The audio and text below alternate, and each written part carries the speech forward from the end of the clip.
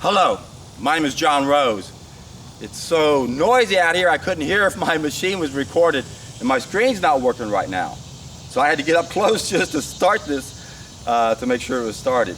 Anyway, in this video, I'd like to take a closer look at what I call the art of healing, or the art of solving problems that are 100% within our control.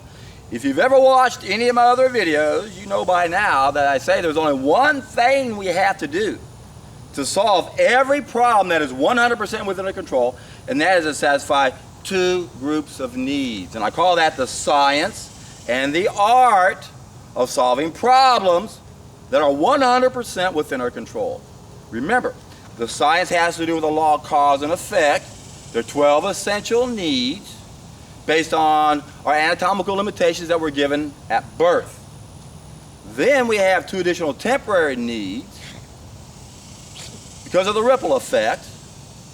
And we had knowledge of how to live up here. Now we have knowledge of how to adapt, because now we have anatomical limitations from the damage we've done to ourselves. So now we have this other group of needs in addition to our original needs. And this is why our ideal diet might not provide everyone with all of their nutritional needs, because we have this other group of needs, because we are damaged, our environment is damaged, and even society itself is damaged, which is why we got to take back control of money, which is being used to control everyone and create all this confusion, so none of us know any of this. The knowledge is the big part of the puzzle here. And we have to understand why don't we have the knowledge. So that's why I always emphasize we have to work downstream and take back the money supply system and get rid of debt-based currency. That's part of the art also. But the art that I want to talk about more specifically here has to do with the damage we've done to ourselves and the environment, and what do we do to satisfy this additional group of needs. And remember, it's really very simple. There's only these two groups of needs, and one has to do with knowledge of habits, the other has to do with knowledge of how to adapt. And most people don't have knowledge of how to live. And some people who have knowledge of how to live don't understand the knowledge of how to adapt. And that's the flaw in their thinking. And if we look at my special teaching tool where I assign piece numbers to everything so you can see where they are in the different three stages of knowledge, where knowledge is acquired, applied, and manifested.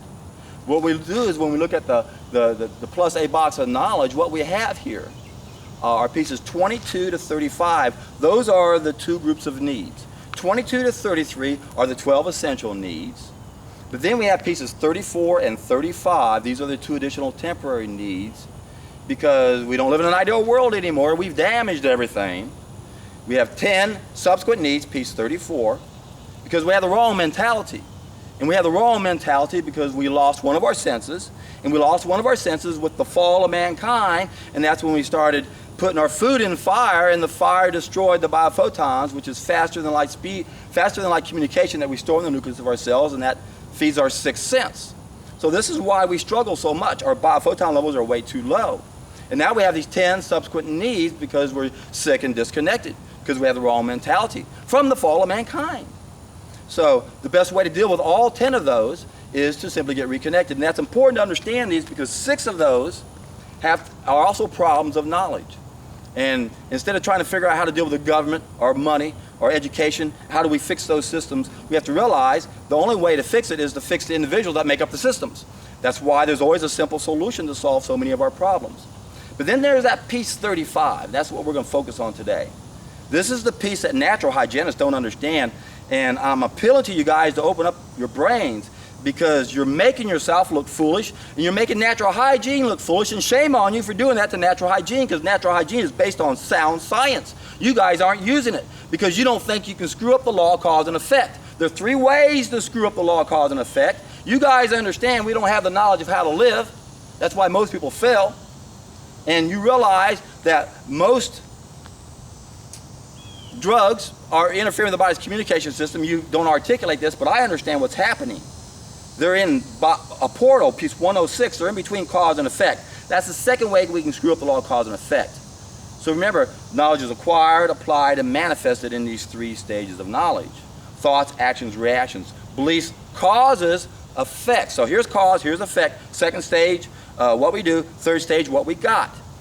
Piece 106 is the portal in between there. This is where they put conventional medicine because they interfere with the body's communication system. So most drugs are killing something, so that interferes with the cleansing reaction, so it appears like the symptom went away. Take an antibiotic and the body goes, oh my God, we were cleansing the body over here. Now you put a new poison in, let's stop cleansing. Voila, it got rid of the infection. No, it diverted the body's energies. The other two types of drugs are blockers and inhibitors, and it's just a magic act. All three of the ways these drugs work are magic acts, not allowing the symptom to manifest. It's a magic. Look, take this drug, we won't get feedback. So when we look at our belief system, our lifestyle choices, we got a feedback system. That's what diseases are. But yet, doctors aren't taught that. They said, no, it's an inappropriate signal. Something's wrong with the body. Don't blame it. Don't blame the fries. Blame biology. It's a medical condition. Bullshit. Doctors are brainwashed to negate the law of cause and effect, so therefore it's okay to be in the middle between cause and effect. So that's the second way we can screw up the law of cause and effect. First way, don't have the knowledge of how to live in the first stage. That's where most people are failing. So natural hygienists have this, and they don't understand this, but they have it. They go, okay, you guys are messing up, and therefore I know I'm right. I can't be wrong, therefore I'm right. But what you don't know is there's another way to screw up the law of cause and effect, and that's what comes after the effect. That's where we have a ripple effect. Effects become causes, as in the causal loop. Effects become knowledge, as in the knowledge loop. And this is what you don't understand. This is how we come up with these two additional temporary needs, because we're sick and disconnected. And one of them, piece 35, are subsequent causes that don't go away just because we remove the primary causes. You see, we can change what we do in the second stage of knowledge immediately, overnight, and when we do that, we can remove the primary causes immediately. But what we can't change overnight is what we got in that third stage of knowledge, what we manifested. And again, there's a ripple effect where now effects can become causes. Biggest problem we have are these negative effects that become a negative cause. And the question is, are we smart enough to overcome the negative ripple effect? Are we able to overcome the fact that we're sick and disconnected? And that the symptom ends up being a problem. Now, how to make sense out of this, diabetes is a classic example in medicine. How a symptom, diabetes, is now causing problems. It's a cause of blindness, gangrene. Number one cause of blindness in America? Diabetes. Whoa, now diabetes is not a primary cause. It's a subsequent cause from the ripple effect, you see? So this is what natural hygiene don't understand. They think, well, we'll remove the primary causes and do nothing. Fast. Don't use herbs. Don't do anything. It's the same thing as piece 106, and this is where you're wrong, Lauren and Doug. Wake up, guys. I'm trying to show you where you think everything is, and it's wrong. Not everything is in 106, interfering with the body's communication process, you fools. Condemnation without investigation is a height of ignorance. And you guys make yourself look stupid when you poo-poo things you don't understand. I remember Doug Graham one time, someone asked him about zeolite. And he used a comment that's pretty clever if you talk about aspirin and chemotherapy, but he goes, we don't have a zeolite deficiency. Yeah, we don't have an aspirin deficiency. We don't have a chemotherapy deficiency, so it's obvious we don't apply those things. But you see, this is what you guys don't understand, man. There's a lot to the art you guys don't understand. No one has enough wisdom to know all of the art, and you guys make yourself look like fools, and you give natural hygiene a bad name when you put everybody in 106 as if they're working like allopathic medicine. Allopathic medicine is the worst of the art, and the only thing allopathic medicine is good for is when we have a problem outside our control, and then we need the body to be controlled. So what we have to realize is that if we have these needs up here in the plus A box of knowledge, pieces 22 to 35, if we satisfy all those needs, we come into the second stage of knowledge and we get pieces 61 to 74. If we don't satisfy them, we come down into the negative B box of mistakes instead, and we get 81 to 94. So piece 35 comes over into the plus B box as piece 74 if we make a good application to the art. And there are good applications to the art. There's a time and a place to use herbs, and herbs are not all poisons. Herbs do not interfere with the body's communication system. They don't suppress symptoms like you guys claim they do. And again, you guys make yourself look like fools because you don't look into it, because you're so arrogant. You think, hey, you guys don't have the knowledge of how to live, and drugs are poisons, and everything is a drug. No, it's not. There are a lot of, when you look at the art of healing, there are more protocols than anybody has enough wisdom to know about. And then there's so much damage that's been done to us. How can you be a master of the art? It's impossible. No one can be a true master of the art. And this is where we have to be humble and be willing to accept new knowledge coming our way. I love it when people add new knowledge into my library. I love it when people find a mistake I'm making. What I'm not crazy about is when you twist my words and say something that makes it look like that's what I mean and say, and you don't know what I mean and say. That was a little frustrating. Now I got to spend time doing it, and I'm thinking, well, is this intentional? Is this a straw man? You know what a straw man argument is? It's a distraction. I don't like distractions. And straw men are used by people who already lost the battle.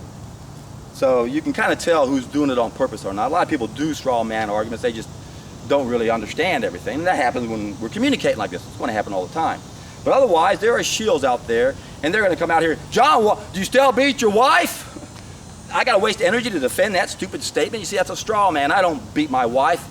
Don't have a wife. But it's a straw man.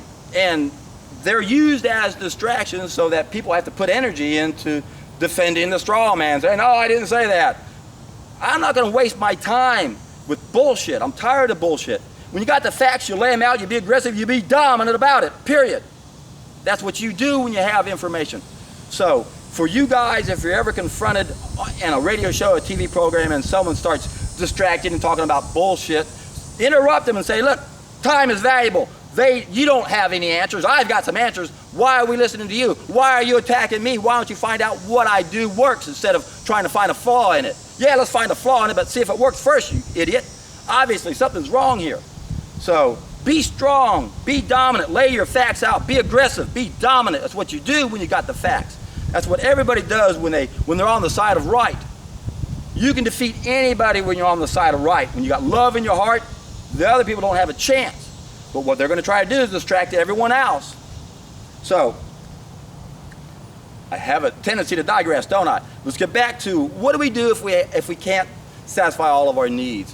What about the art? What if our body's damaged and we don't make B12 or DHA or cholesterol, or we don't live in the right place, we don't get vitamin D? How do we satisfy those needs? Well, there are a lot of ways to satisfy those needs, and obviously we'll want to do it as natural as possible. Is it natural to eat food we're not biologically adapted to eat? No. Are we designed to eat a few insects with our produce just to get our B12? I don't know.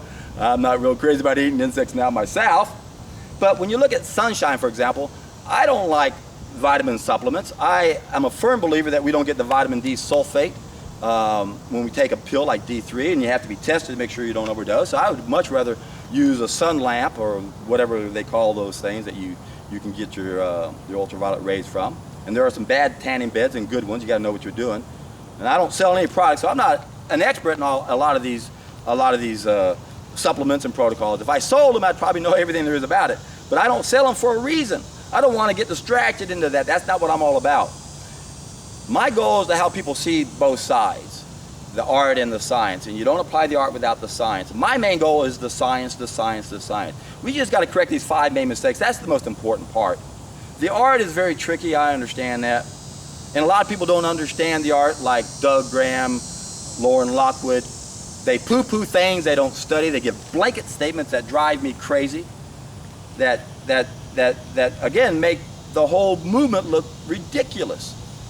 They don't understand there's a time and a place to use something, even to control the body. That's why when they look at herbs, there are medicinal herbs and food herbs.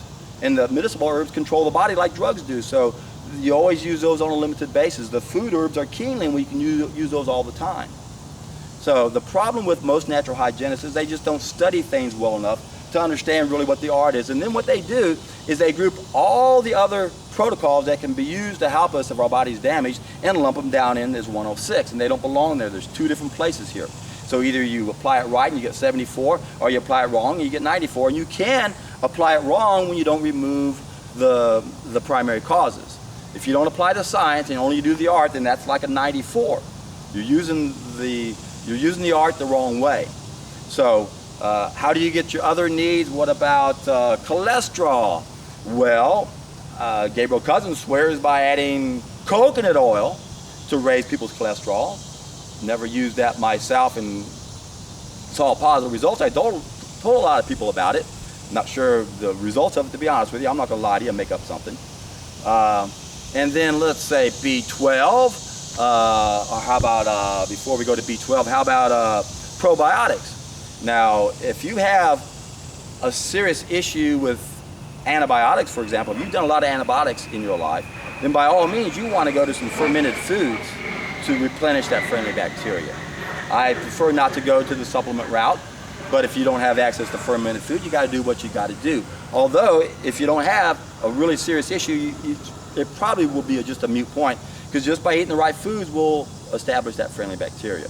But if you've had a history of a tremendous amount of antibiotic use, you might want to consider looking into something like some fermented foods. And then, when it comes to B12, what's the best way to go there?